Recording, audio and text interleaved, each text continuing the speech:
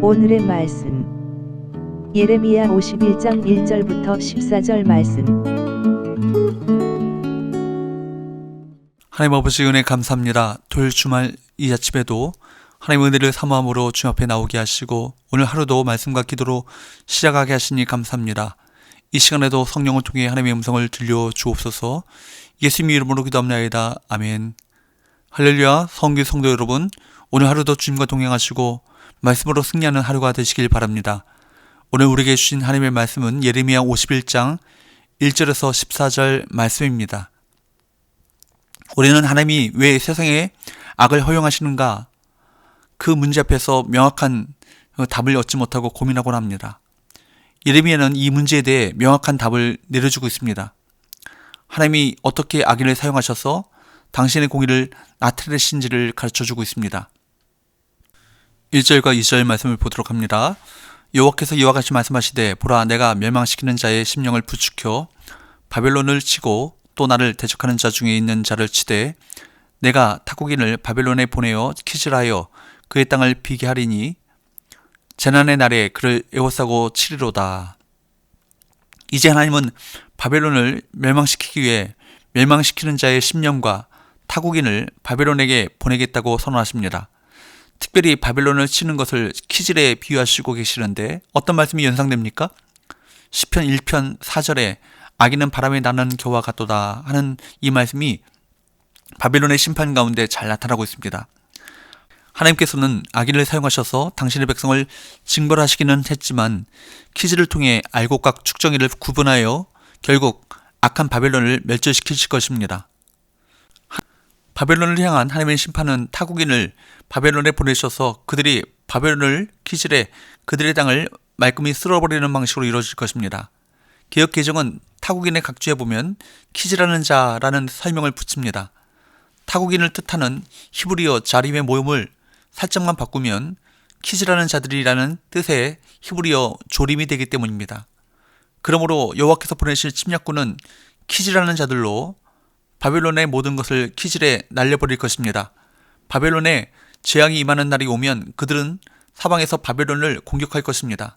하나님께서는 3절과 4절에서 저들을 불쌍히 여기지 말라고 하시고 관통상을 당한 시체가 수습되지 못하고 거리에 방치될 것이라고 하시는데, 불쌍히 여기지 않는 것은 가나안 족속들에게 대해 가져야 할 태도였으며, 시체를 창으로 꿰뚫어 죽이는 것은 비누하스가 바알볼에게 가담한 자들을 죽이는 일과 관련된 표현으로 그들이 모두 하나님의 심판을 당해 죽을 것임을 암시합니다.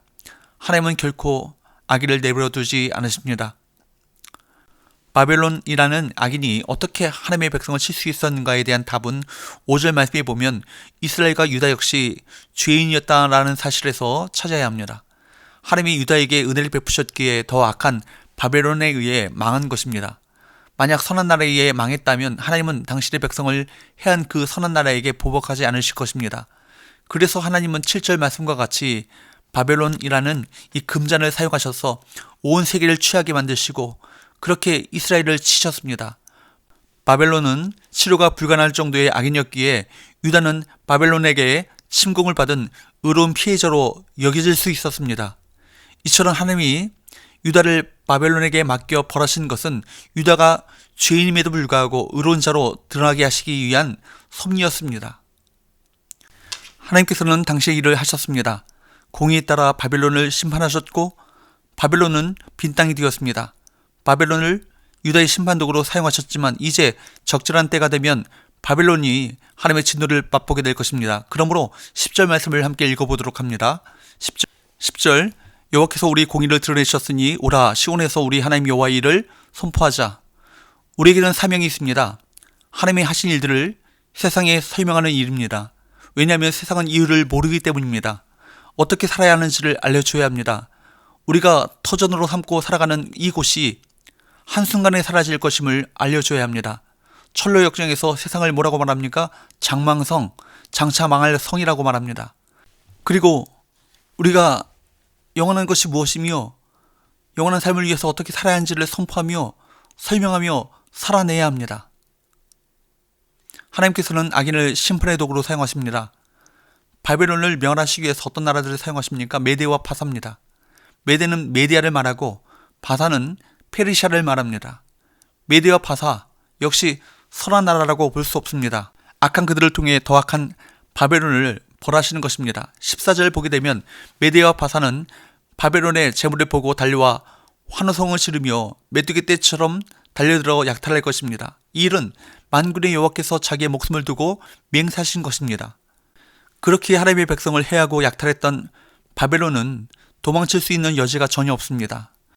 우리가 보기에는 하나님이 세상의 악을 허용하시는 것 같고 의인보다 악인이 더 잘 되는 것처럼 보이지만 사실은 악인들의 부와 명예와 권력은 자신들의 목을 죄는 도구에 불과합니다.